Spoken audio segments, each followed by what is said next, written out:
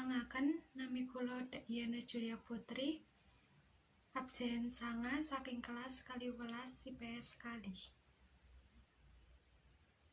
Monggo kanthi ning tumu salamimu awas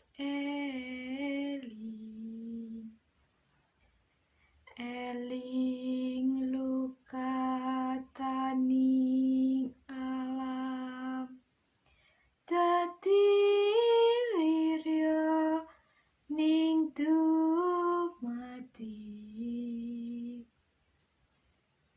supati nir ing sangsaya yeku pangraksani urip kelompokan tina setu